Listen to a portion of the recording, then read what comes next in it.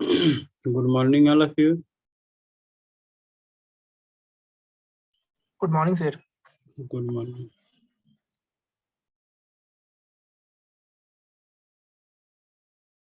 तो स्टार्ट करते हैं, ठीक है। Today I am discussing the Gauss divergence theorem, ठीक है। तो देखिए, it is state that the surface integral of the normal component of the vector A, ठीक है। yesterday I am discussed, but some parts are not visible, so I am discussing again Stokes theorem. It states that the surface integral of the normal component of a vector A taken over the closed surface S enclosing the volume V is equal to the volume of integral the divergence of the vector A over that the volume, that is, it is represented by this uh, mathematical relation. This is the closed interval S vector A dot vector ds. It will be equal to close of the volume V del vector del dot vector A dv, ठीक है। तो इससे mathematical representation होता है Gauss divergence theorem. इसको Gauss divergence theorem भी बोलते हैं। अब जो है इसके आगे स्टोक थ्योरम है, उसके बारे में थोड़ा सा और बता देते हैं। कल बताया था, ठीक है। तो इसमें एक अदर फॉर्म भी है आपका स्टोक थ्योरम में, उसको भी बता देंगे। और ग्रीन थ्योरम का मैंने बताया था। देखिए आपका क्या है ग्रीन थ्योरम, इसका स्टेटमेंट क्या है ग्रीन थ्योरम का, कि phi x psi x del phi over del Y del phi over del x be a continuous function over a region R bounded by a simple closed curve C, ठीक है, C in the x y plane, then contour C phi d x plus psi d y, it will be equal to double integration over region R del phi over del x minus del phi over del y bracket close D x D Y. ये आपका Green theorem का statement है। Hello hello, yes sir.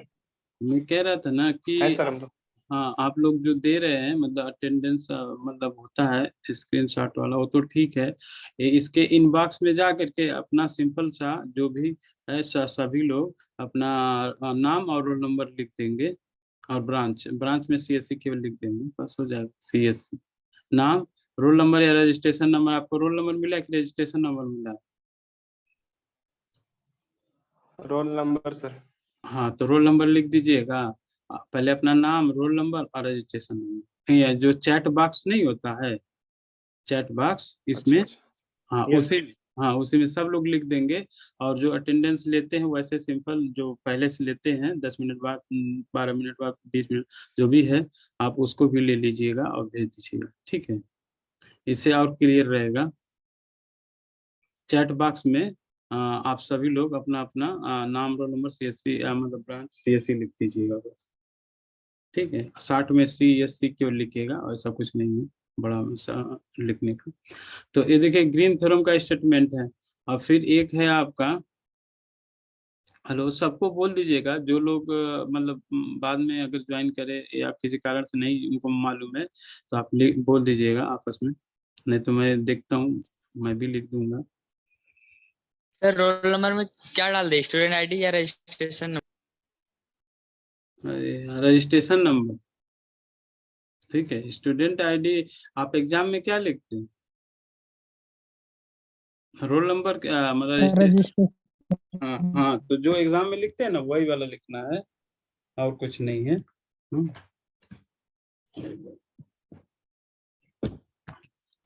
और एक चीज बता दे रहे हैं, जैसे कभी कभी जैसे आज थोड़ा लेट हो गया, 9 बजे से 2-3 मिनट लेट हो गया, तो उसका ऐसा कोई बात नहीं है। क्या है ना कि अभी जैसे मैं कॉलेज में आ गए, सारे फैकल्टी को बुलाया गया है, सभी लोग आ गए हैं, ठीक है। ये आप लोग पता है? सारे फैकल्टी को कॉलेज में बुलाया गया, सारे आ गए हैं लगभग। तो अभी हम लोगों को कॉलेज में जैसे साइन करना रहता है, ठीक है, क्या बोलते हैं, डेली नहीं, हफ्ता में 3 दिन करना है हम लोगों को, सुबह शाम, ठीक है। तो मेरा जैसे मंगलवार को है, सोमवार को है, बुधवार को है और फ्राइडे को है, 3 दिन।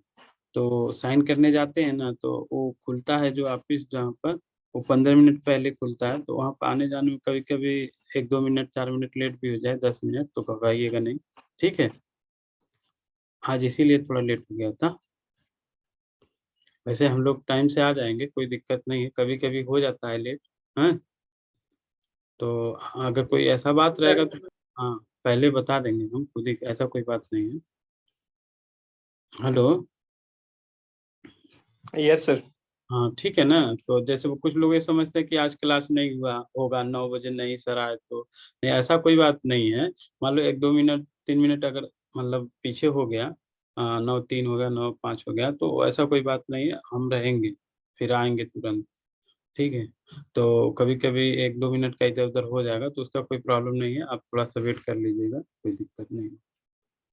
हाँ, अब देखिए स्टोक थ्योरम मैंने बताया था, तो इसके बारे में एक अनदर फॉर्म भी है, थोड़ा सा डिफरेंस मतलब उसी में, तो वो नहीं बताया था, तो इसलिए इसको बता देते हैं। जो वो जो बताया तो फिजिक्स से और इससे दोनों मतलब तीनों फॉर्म एक ही होता है। तो एक यही है स्टोक थ्योरम का another form, the circulation of a vector F around a close curve C is equal to the flux of the curve of the vector through the surface S bounded by the curve C।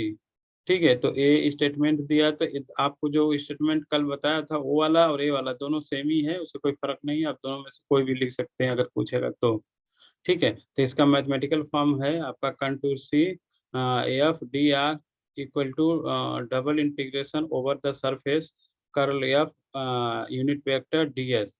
it will be equal to double integration over the surface as curl f dot ds, ठीक है। ये small ds है, elementary part है, और ये इसके साथ unit vector है, और ये पूरा मतलब एक कैपिटल में रिप्रेजेंट किया गया है। तो इन दोनों में कुछ रिलेशन है थोड़ा सा, तो ये यूनिट वेक्टर का इसमें यूज किया जाता है। तो इसके हेल्प से ही जितना भी आपका प्रॉब्लम आएगा स्टोक थ्योरम में, वो इसी फार्मूले से ज्यादातर इन दोनों से ही सॉल्व किया जाएगा, जो ये वाला दोनों है, पहला वाला, ठीक है। तो अब इसमें जो है आपको न्यूमेरिकल जो है वो मैं स्टार्ट करता हूँ, न्यूमेरिकल प्रॉब्लम कैसे आएगा और आप कैसे करेंगे उसमें।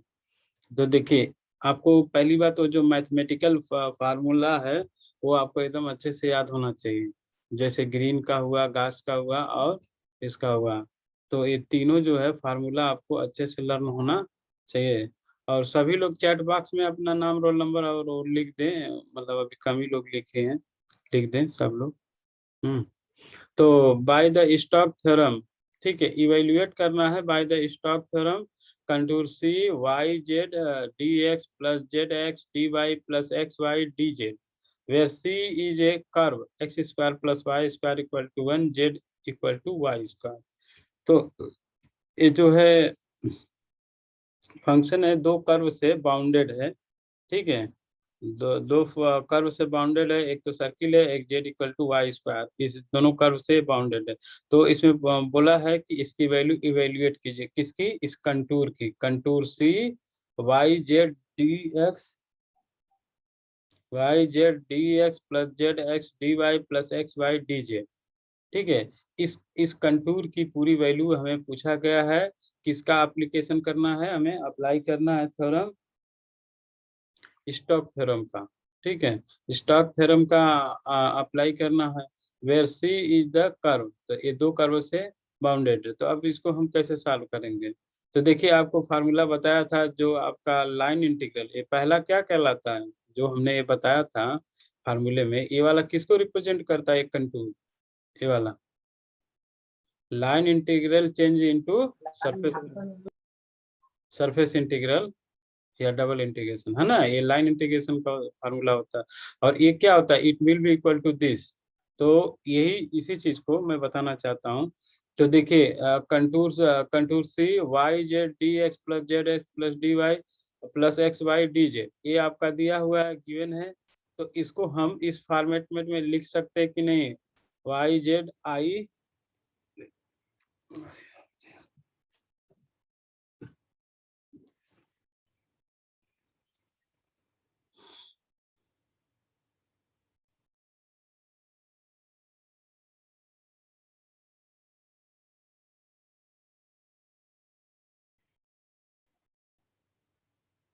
ठीक है जी। तो ये आपका हो गया। तो देखिए इसको जो है इस चीज को जो है हम ऐसे राइट कर सकते, we have write this given function, it will be equal to y Z I plus Z x i plus x Y k dot I D x plus d x j D Y plus के D Z. इस format में लिख सकते हैं इस function को, ये जो दिया हुआ है, ठीक है ना। इसका अगर आपस में आप डॉट प्रोडक्ट लेंगे तो यही फॉर्मेट तो बनेगा, ये वाला जो लिखा गया है, ठीक है। तो अब देखिए इसमें क्या होता है कि आप इसको क्या करेंगे, देखिए ये I D x D Y, ये जो तो आपका डी आर हो गया, और ये जो है आपका एफ हो गया। तो ये जो क्या आता है एफ है, तो इसका इसको हम कर्ल के टर्म में लिखते हैं, कर्ल एफ और आपका यूनिट वेक्टर और डी एस लिख सकते हैं इसको। देखिए ये आपको जो फार्मूला है तीनों तीनों में का, ये देखिए कहाँ गए, ये वाला फार्मूला कहाँ गया, ये वाला फार्मूले के टर्म में हम लिख सकते हैं इस चीज को, ये जो contour C F D R को इस फॉर्मेट में लिख सकते हैं। तो ये जो है आपका इस तरीके से हो गया। देखिए यहाँ पर देखिए ये पूरा एफ हो गया, एफ हो गया, और ये आपका डी आर हो गया। तो यही है एफ डी आर। तो एफ की वैल्यू क्या है, Y Z I plus Z X J plus x Y K, यही है। तो इसका कर्ल हम मतलब ये इसके इक्वल हो जाएगा, curl F dot unit vector N D S. तो पहले कर्ल निकालेंगे, तो कर्ल निकाले आई जे के del over del x del over del Y del over del Z with partially and Y Z Z X और X Y. इसकी जब value आप निकालेंगे तो 0 आ जाएगा। ये आपको निकालना आता है ना, ये पहले में तो मैंने बताया था कैसे आपको निकालना है। ये पार्शियली, हाँ पार्शियल, तो इसकी वैल्यू डायरेक्ट मैंने इसलिए 0 लिख दिया। तो इसलिए यहाँ पर कर्ल एफ की वैल्यू 0 रखेंगे तो पूरा पूरा वैल्यू 0 हो जाएगा, ये आपका आंसर हो जाएगा। अगर 0 नहीं होता ना तो यूनिट वेक्टर भी निकालते और डी एक्स को भी शो करते। आगे प्रॉब्लम है, मैं दिखाता हूँ आपको। तो ठीक है, ये तो ऐसे करेंगे आप। ये 0 आ गया इसलिए डायरेक्ट यहाँ पर 0 कर दिया और कोई चीज फाइंड आउट करने की जरूरत नहीं पड़ी। ये सिंपल सा क्वेश्चन था। अब थोड़ा सा उसमें और मेहनत करना पड़ेगा आपको, ठीक है। अब देखिए अनदर प्रॉब्लम है कि यूजिंग द स्टॉक। अच्छा, एक स्टॉक होता है कोई सामान को स्टोर करना, उसकी स्पेलिंग क्या होती है, स्टॉक होता है ना, STOCK सर। हाँ सीखे होता है ना ठीक है, STOCK। हाँ यस, तो उसको थोड़ा ये थोड़ा ध्यान रखना, मुझसे गलती हो रहा था बार बार, मैंने सुधार किया है। स्टॉक है, ठीक है, ये स्टॉक थ्योरम है, स्टॉक थ्योरम नहीं है स्टॉक थ्योरम। हाँ अदरवाइज इवेल्युएट आपका integration C two Y minus Y Y two X minus Y bracket close D X minus Y Z square D Y minus Y square Z D Z. ये आपका पूरा function दिया है, where C is a circle X square plus Y square equal to 1 corresponding to the surface of sphere of a unit radius का sphere है, उसके corresponding किया गया है। तो देखिए इसको सीधा सीधा आप स्टॉक थ्योरम जो होता है, स्टॉक थ्योरम, इसको आप इस पे अप्लाई करेंगे। ठीक है, तो कैसे करेंगे, तो आपको पता है कि मतलब ये जो इंटीग्रल सी है, मतलब इस पे जो आपका कंटूर, एक तरीके से बोलते हैं contour C, 2x minus Y D X minus Y Z square D Y minus Y square Z D Z, ये आपकी वैल्यू दिया हुआ है, गिवन है एक क्वेश्चन में। अब इसको जो है हम थोड़ा मतलब अनदर फॉर्म में लिख रहे हैं ऐसे, 2x minus y i minus Y Z square j D Y minus Y square z k bracket closed dot I D x j D y k D Z, ऐसे लिख सकते हैं। ये जो एबव गिवन फंक्शन है, ठीक है।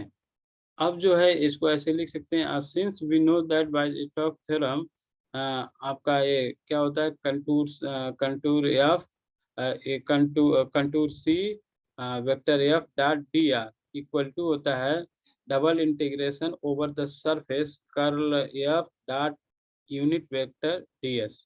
ऐसे होता है, फार्मूला होता है। इसको हमने 1 मान लिया, मतलब इस क्वेश्चन में आप इसे थोड़ा सा लिख लेंगे कि हमें पता है ये फार्मूला होता है। तो अब क्या करेंगे, आप ये देखिए, ये जो हो गया ये पूरी वैल्यू एफ की हो गई और ये आपका डी आर हो गया।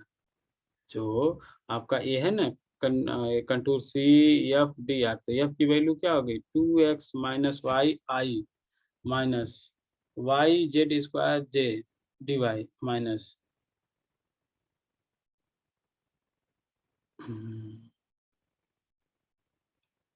वाई स्क्वायर जेड एक्स होगा। ये देखिए डी वाई बीच में मैंने लिख दिया है, ये मतलब सही नहीं, ये गलत है, ये नहीं रहेगा, डी वाई नहीं रहेगा, केवल वाई जेड स्क्वायर जे रहेगा और वाई स्क्वायर जे के रहेगा, और जो डी वाई डी एक्स है इधर आ गया इस वाले में काट के आधे ब्रैकेट में I D x plus J D Y plus के डी जेड, ये वाला। अब क्या है कि ये एफ की वैल्यू हो गई, तो इसका कर्ल आप निकाल सकते हैं, कर्ल एफ निकाल सकते हैं। तो curl F equal to del cross f होता है, that is it will be write in the matrix form, that is i जे के del over del x del over del Y del over del z. और function की value हो गई ये वाला आपका हो गया 2x minus Y Z square minus Y square z. ठीक है, इतनी होगी। अब इसका वैल्यू जब आप फाइंड आउट करेंगे तो आई के करस्पॉन्डिंग, जे के करस्पॉन्डिंग और के करस्पॉन्डिंग निकालेंगे। ठीक है, तो आपका क्या हो जाएगा,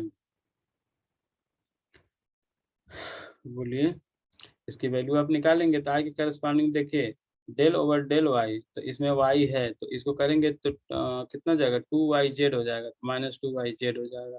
और फिर इसको ऐसे करेंगे तो यहाँ पर भी जेड है तो माइनस, और माइनस पहले से लिखते तो माइनस प्लस हो जाएगा 2y जेड हो जाएगा और आई हो जाएगा।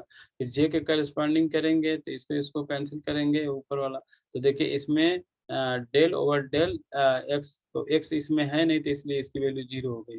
फिर ऐसे क्रॉस मल्टीप्लिकेशन करेंगे तो इसमें भी जेड नहीं है, 2x माइनस वाई में जेड नहीं है, तो पार्सली करेंगे इसको डिफ्रेंशिएट तो डायरेक्ट वैल्यू 0 हो जाएगी, इंटू जेड हो जाएगा, आप जे हो जाएगा। अब प्लस इसको करेंगे के करस्पॉन्डिंग, तो देखिए इसमें भी आपका एक्स नहीं है तो इसलिए ये 0 हो गया। फिर इसको करेंगे माइनस ऑफ दिस, तो इसमें वाई है तो ये 2x तो 0 हो जाएगा, अब -1 बचेगा, अब माइनस होता है पहले से तो माइनस माइनस प्लस हो गया, अब के हो गया। तो अब देखिए यहाँ से वैल्यू 0 हो गई, यहाँ से दोनों कैंसिल हो गया तो ये भी वैल्यू 0 हो गई, आपका टोटली बच गया के।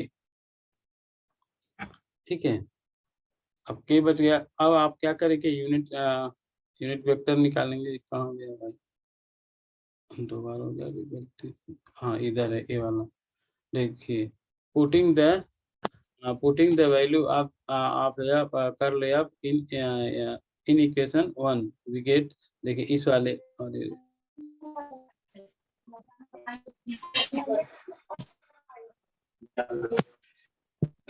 देखिए इस वाले इक्वेशन में इक्वेशन नंबर 1 जो आपने माना है तो इसमें पुट करेंगे। ठीक है, तो आपका क्या एफ कर्ल एफ की वैल्यू के है, तो यूनिट वेक्टर एन है और डीएस है, तो डीएस का एक फार्मूला होता है, डीएस इक्वल टू होता है आपका d x D y divided by unit vector के unit vector n unit vector के, ये फार्मूला है। ठीक है, तो डीएस की जगह आप ये रख देंगे और वो ये मतलब यूनिट वेक्टर के यूनिट वेक्टर एन। ठीक है, ये पहले से आपका आया हुआ है और यहाँ पर भी एन और के दोनों आपस में कैंसिल हो जाएंगे तो डी एक्स डी वाई है, तो डी एक्स डी वाई, तो ये आपका double integration D x D Y. तो आप इसको सॉल्व करेंगे तो कितना आएगा ये वैल्यू, ये क्या चीज है, ये सर्किल को रिप्रेजेंट कर रहा है, इसकी वैल्यू आप निकालेंगे तो एरिया ऑफ सर्किल आ जाएगा। तो एरिया ऑफ सर्किल मतलब जो double integration D x D Y है एरिया ऑफ सर्किल है, तो इसकी वैल्यू जब आप निकालेंगे तो क्या आएगा, पाई आर स्क्वायर आ जाएगा। तो पाई आर स्क्वायर ठीक है, लेकिन वो यूनिट वेक्टर से रिप्रेजेंट किया गया है क्वेश्चन में, आप देख लीजिएगा, तो आर की वैल्यू 1 रखेंगे इसलिए पाई हो जाएगा। ठीक है, तो हर क्वेश्चन में आपको यूनिट वेक्टर भी लगभग और ds equal to dx dy over unit vector n और unit vector k find out करना पड़ेगा। क्या हुआ, किसी को समस्या हो रहा है क्या?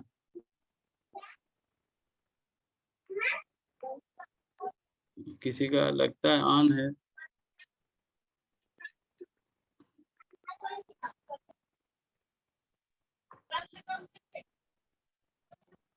रोहित कुमार चौहान, इसी का लगता है ऑन है। उसको बोल दो कि अपना माइक बंद कर ले, ठीक है रोहित।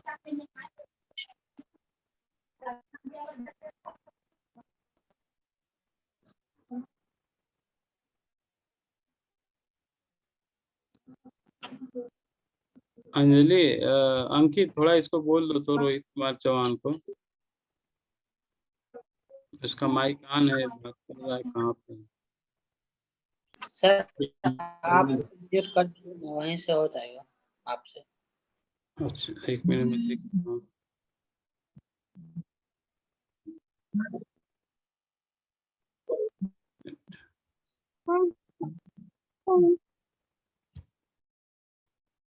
हाँ हो गया, ठीक ठीक। चलिए, तो एक बात बताइए, समझ में आ रहा है कि नहीं आपको? ये ऐसे भी मैंने डबल इंटीग्रेशन में आपको बताया है। ये क्या है, एक सर्किल को रिप्रेजेंट कर रहा है, तो ये क्या हो जाएगा, r इक्वल टू 0 to 1 और आपका थीटा हो जाएगा 0 हो जाएगा थीटा इक्वल टू 0 to पाई। कितना हो जाएगा, सर्किल है तो 2 पाई हो जाएगा, तो इसको आप निकाल के देखिएगा तब भी आपका पाई आ जाएगा। ठीक है, ऐसा कोई बात नहीं है। तो आपको डबल इंटीग्रेशन में सब वैल्यू बताया था, उसे भी आप निकाल सकते हैं, कोई दिक्कत नहीं है। ये तो समझ में आ रहा है कि नहीं, ये बताइए इसका एप्लीकेशन यहाँ से, ये ठीक है ना? यस ये देखिए क्वेश्चन जो दिया है ना, इसको इसको क्या करना है आपको, सबसे पहले ये आपको एफ डॉट आर में चेंज करना है। ये जो फंक्शन दिया है तो हमने एफ डॉट आर में चेंज कर दिया। फिर इसको डबल इंटीग्रेशन जो आपका होता है सरफेस में, उसको कन्वर्ट करने के लिए इसमें कर्ल ऑफ एफ निकालेंगे। तो कर्ल ऑफ एफ का आपको वैल्यू पता है कि डेल क्रॉस एफ होता है, या इसको डिटर्मिनेंट फॉर्म में ऐसे लिखते हैं। इसकी वैल्यू जब निकल जाएगी तो डबल इंटीग्रेशन में, मतलब ए वाला double integration over the surface S curl F dot vector, आप यूनिट वेक्टर एन और डी एस इसमें वैल्यू रखेंगे तो इसमें यूनिट वेक्टर भी निकालना पड़ जाएगा, और डी एस की जगह D x D Y over unit vector N dot K लिखेंगे। ठीक है, उसके बाद ये सिंपली सॉल्व हो जाएगा। यही प्रोसेस लगभग सभी में करेंगे।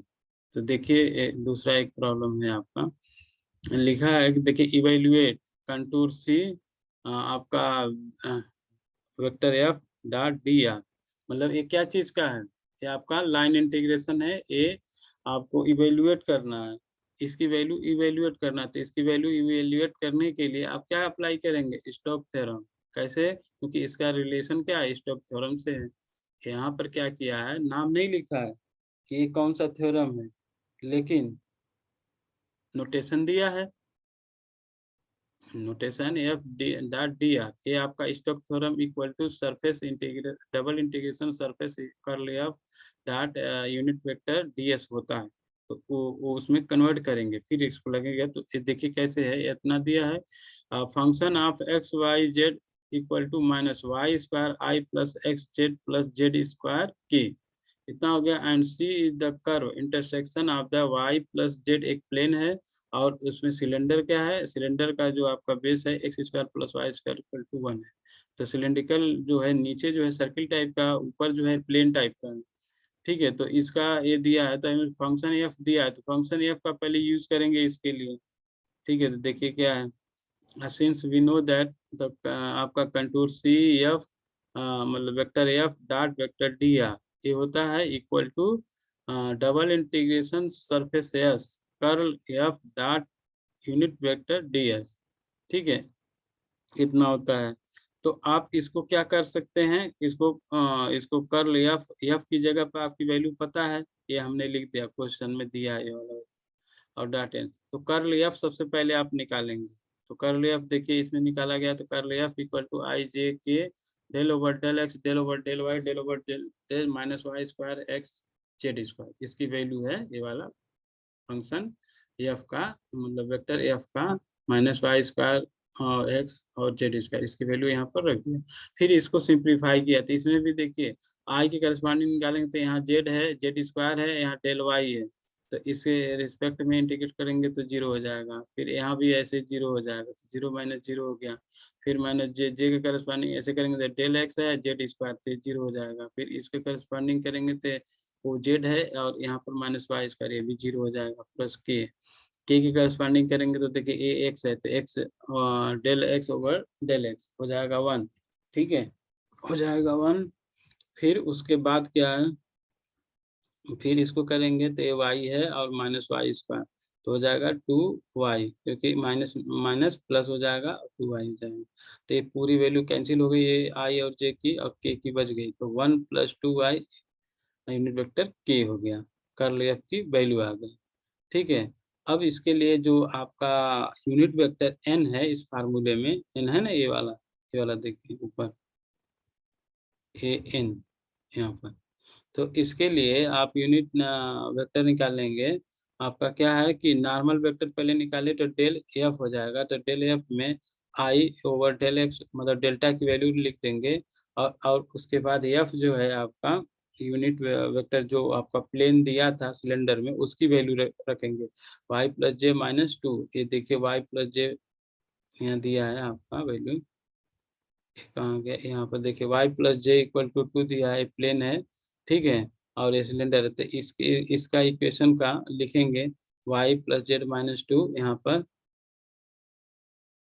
प्लेन में। यहाँ पर देखिए ये मैंने बनाया फिगर, तो यहाँ से इसकी वैल्यू रखेंगे, यहाँ पर कहाँ गया, यहाँ पर नॉर्मल वेक्टर के लिए, तो यहाँ से इसको निकालेंगे तो j + i बचेगा। फिर इसका यूनिट नॉर्मल वेक्टर लेंगे मतलब कैप n, तो उसका हो जाएगा क्या होता है, इसका मॉड होता है आई और जे का, जो भी यहाँ पर आएगा अंडर रूट करके मॉड करके इसकी वैल्यू लिखते हैं। तो आपका इसका कोफिशिएंट 1, इसका कोफिशिएंट 1, तो अंडर रूट 1 + 1 = 2 हो गया, तो ये n की वैल्यू हो गई। तो अब ये वैल्यू जो है उस इक्वेशन में पहले वाले जो स्टोक्स थ्योरम में है उसमें रखेंगे, और and ds = dx dy divided by cap n cap k, ये वैल्यू होता है ds की। तो ds की जगह आप ये वैल्यू रख दिए यहाँ पर, देखिए dx dy और n डॉट k होगा, तो n की वैल्यू क्या है, कैप n की वैल्यू, ए कैप n की वैल्यू है j + k divided by under root 2, ये वैल्यू यहाँ पर रख देंगे। देखिए और यहाँ पर क्या है आपका ए भी n है, n की वैल्यू, तो देखिए n से n ए भी कैंसिल है, और यहाँ से आप देखिएगा तो कहाँ गया है, k है, k भी लगभग कैंसिल हो जाएगा, तो आपको केवल 1 + 2y dx dy बचेगा इतना। अब इसको क्या कीजिए अब आप डबल इंटीग्रेशन पढ़े हैं, उससे भी सॉल्व कर सकते हैं, या इसको सबसे अच्छा है आप पोलर फॉर्म में चेंज कर लीजिए, ठीक है। तो पोलर फॉर्म में आप चेंज करेंगे इसको, तो देखिए 1 हो गया, और y की वैल्यू r cos थीटा होता है, x तो है नहीं इसमें, और केवल s में dx है, तो वैल्यू dx dy की वैल्यू जो होता है r dr d थीटा होता है, आपको पता है, ठीक है। तो यहाँ पर ये वैल्यू रख दिए, तो 1 + r sin थीटा, और चूंकि ये सर्किल को रिप्रेजेंट कर रहा है यहाँ पर, देखिए ax² + y² = ये सर्किल के तरीके से है, ये सिलेंडर जो है सर्किल है, इसका जो बटन है, तो इसमें इसके लिए सर्किल के लिए इसकी वैल्यू कितनी हो जाएगी, कहाँ गया, इसका रेडियस कितना हो जाएगा, 1 हो जाएगा, r = 0 to 1 और एंगल 0 to 2 पाई हो जाएगा। तो इसमें वैल्यू आप रख देंगे, तो 1 + r sin theta r dr d theta, तो r का मल्टीप्लाई करेंगे तो r + 2r² sin theta d theta dr, तो इसके r के रिस्पेक्ट में इंटीग्रेट करेंगे, first r² / 2 + 2/3 r³ sin theta हो जाएगा। तो 0 to 1 ये लिमिट पुट करेंगे, तो लिमिट पुट करेंगे तो आपका कितना हो जाएगा,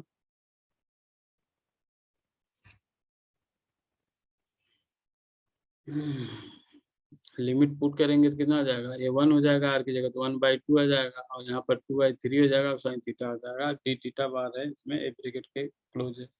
तो अब इसको जो होता है थीटा के करेस्पॉन्डिंग इसको करेंगे तो यहाँ पर थीटा आ जाएगा, तो थीटा बाई 2 हो जाएगा, यहाँ साइन का कास हो जाएगा और नेगेटिव हो जाएगा 2/2। तो इसमें 0 to 2 पाई रखेंगे तो यहाँ थीटा की जगह 2 पाई आ गया, तो 2 से 2 कट गया, केवल पाई बच गया। और कास 2 पाई की वैल्यू कितनी होगी?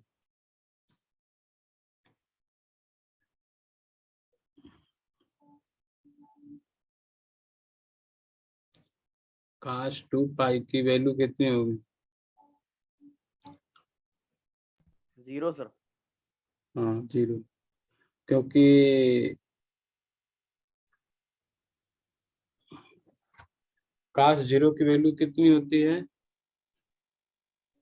सर 1 होगी सर, 1 किसका वैल्यू 1 होगा? 1 0। सोच समझ के देखिए कितना होगा। सर 0 होगा सर 2 पाई के बाद। देखिए,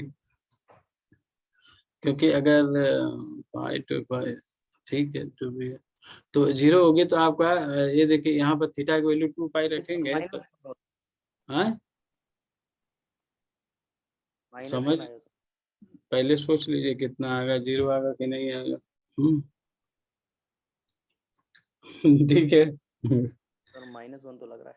लग नहीं रहा, इतना छोटा बात है, इसको पहले आप एक्सप्लेन करें। तो देखिए यहाँ से कैंसिल हो जाएगा तो मतलब टोटली आपका पाई आ जाएगा। ठीक है, आप इसको थोड़ा सा एक बार चेक कर लीजिए, कोई दिक्कत नहीं है। ठीक है, तो काश 2 पाई की वैल्यू आप रखेंगे तो क्या है, इसमें कंफ्यूज मत रहिए।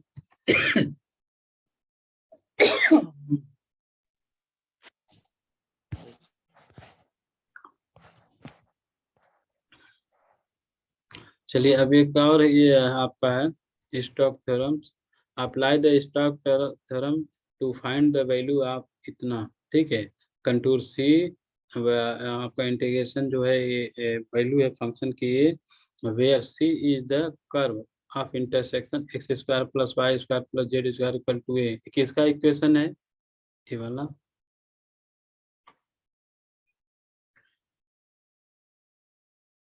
रिंकू कुमारी बताओ, रिंकू कुमारी बताओ, X square plus Y square plus Z square equal to A square, बताओ किसका इक्वेशन है? जैसे पूछ रहे हैं थोड़ा वो भी बताए। रिंकू कुमारी बताओ, नहीं बोल रही। रोहित चौहान, ये तो गायब है, मुझे पता है ये बोलेगा नहीं। मुकेश कुमार डांगी बताओ किस चीज का इक्वेशन है? भाई सर्किल का इक्वेशन है, और आपका पैराबोला है, हाइपरबोला है, और क्या होता है, इलिप्स होता है, ये सब बेसिक चीज है ना, ये सब याद रहना चाहिए कि ये किस चीज का इक्वेशन है। मान लो तुम्हारे सामने अचानक हाथी आ जाए, तुम बोलो मैं तो जानता ही नहीं है क्या है, या मान लो बिल्ली आ जाए और चिल्लाने लगो शेर आ गया शेर आ गया, तो फिर गड़बड़ है ना। तो ये सब बेसिक डिफिनीशन का छोटा छोटा मतलब है, ये सब याद रखना चाहिए। ये आपका स्फेयर का इक्वेशन है, क्या है? स्फेयर का X square plus Y square plus Z square equal to A square, ये स्फेयर का इक्वेशन होता है।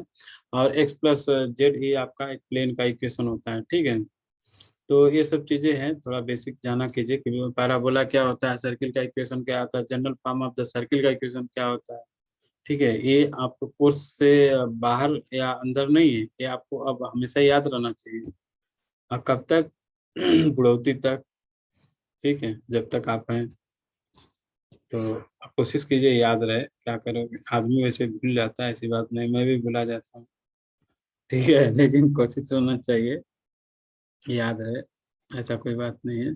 तो देखिए ये लिखा है apply the stock theorem to find the value of this value and where C is the curve of intersection x square plus y square plus z square equal to a square, which is the equation of the sphere, and the x plus z equal to a। ये हो गया। तो आप इसको कैसे करेंगे? तो सबसे पहले आप इसको लाइन इंटीग्रेशन के फॉर्म में जो है इसको लिखेंगे, लाइन इंटीग्रेशन के फॉर्म में। तो ये आपको इस तरीके से लिख सकते हैं, Y I plus Z J plus X K dot I D X Z D Y plus के डी जेड, ऐसे हम लिख सकते हैं इसको। Y D x plus Z D plus X D Z. इस फॉर्मेट को हम इस तरीके से लिख सकते हैं। जब लिख सकते हैं तो आप देखिए ये कितना हो जाएगा, ये दोनों आपस में वाई आई, तो इसको हम ऐसे लिख सकते हैं। तो ये आपको कन्वर्ट कर देंगे इस लाइन इंटीग्रल को सरफेस इंटीग्रल में। तो सरफेस इंटीग्रल मतलब double integration over the surface S curl A of dot unit vector N D S ऐसे लिख सकते हैं। तो इसको, ये क्या चीज था यहाँ पर क्वेश्चन में आपको स्टोक्स थ्योरम का नाम नहीं लिखा था, तो इस लाइन इंटीग्रल को हम स्टोक्स थ्योरम के हेल्प से हम इस फॉर्मेट में इस एक्सप्रेशन को लिख सकते हैं। We have write the expression of this format using the Stokes theorem. ठीक है, तो इस स्टोक्स थ्योरम के हेल्प से इसका वैल्यू हम ऐसे लिख सकते हैं। अब क्या है, अब जब ये इसके बराबर है तो हम क्या कर सकते हैं, इसका कर्ल निकाल लें। कर्ल या तो आपको पता है del cross del del class f होता है, तो डेल की वैल्यू हो गई i del over del x z del over del y plus k del over del z. ठीक है और इंटू वाई आई जे के और एक्स के, इसको जब आप सॉल्व करेंगे तो माइनस आई प्लस जे प्लस के ये इसकी वैल्यू आएगी और कैप एन डी एस हो जाएगा। तो ये एक्सप्रेशन नंबर 1। अब इसका क्या करेंगे, यूनिट वेक्टर निकालेंगे। तो यूनिट वेक्टर जो होता है, where S is a circle format the intersection of X square plus Y square plus Z square and X plus J equal to 1। ठीक है, ये दोनों को इंटरसेक्शन लिया गया स्फेयर का और इसका। तो इसका यूनिट वेक्टर जब आप निकालेंगे तो del phi over mod of del phi होगा। तो डेल फाई का वैल्यू जो होगा आपका इस तरीके से आप निकालेंगे, i del over del x plus j del over del y plus k del over del z x plus z minus a. ठीक है, और ऊपर से इसका हम यूनिट वेक्टर लेंगे। तो सबसे पहले इसकी वैल्यू निकालेंगे तो आई प्लस के आ जाएगा, और इसका जब मॉड लेंगे आई प्लस जे का तो अंडर रूट 1+1 आ जाएगा। तो 1+1 मतलब इसको सेपरेट करेंगे तो आई अपॉन 2 प्लस के अपॉन 2। अब इसकी वैल्यू जो है एक्सप्रेशन नंबर 1 में पुट कर देंगे। ठीक है, तो इसमें पुट कर देंगे तो कहाँ गया ये वाला आपका वैल्यू। तो देखिए यहाँ पर आई प्लस जे यूनिट वेक्टर का वैल्यू हो गया और ये आपका कर्ल एफ का वैल्यू हो गया। तो इन दोनों का आपस में डॉट प्रोडक्ट करेंगे तो आपका 1/√2 प्लस 1/√2 आ जाएगा और डी एस हो जाएगा। ठीक है, तो -2/2 ये मतलब इसको ऐड करेंगे तो 2/√2 हो जाएगा और डबल इंटीग्रेशन एस और डी एस है।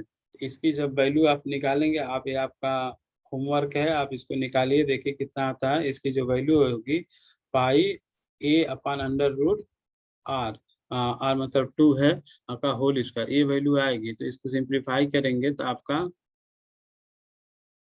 कितना आ जाएगा, -πa² वैसे भी इसकी वैल्यू इस तरीके से दिखाए हैं कि ये स्मॉल आर की वैल्यू क्या होगी, आर स्क्वायर। इसमें एक दिया ना स्फेयर है और एक सर्किल है, तो इसको बोला r² माइनस पी स्क्वायर, तो a² माइनस a²/2, तो मतलब इतना आ गया। कुल कहने का मतलब इसकी वैल्यू आप निकाल के देखिए कितना होता है ये वाला जो है double integration S D S. ठीक है, इसका कितना टाइम बचा है अभी।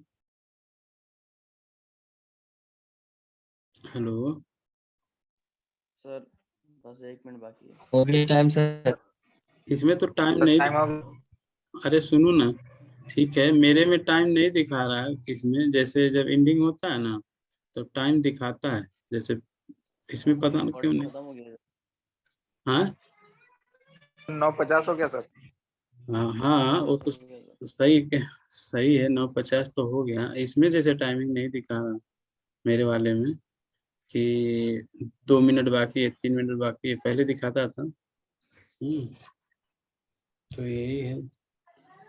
तो आगे जो है आप जो और भी कुछ क्वेश्चन डिस्कशन कर लेंगे, आपको थोड़ा प्रैक्टिस करनी पड़ेगी खोज करके। ठीक है, जब प्रैक्टिस करेंगे तभी समझ में आएगा, केवल मेरे बताने से नहीं आएगा, आपको भी करना पड़ेगा।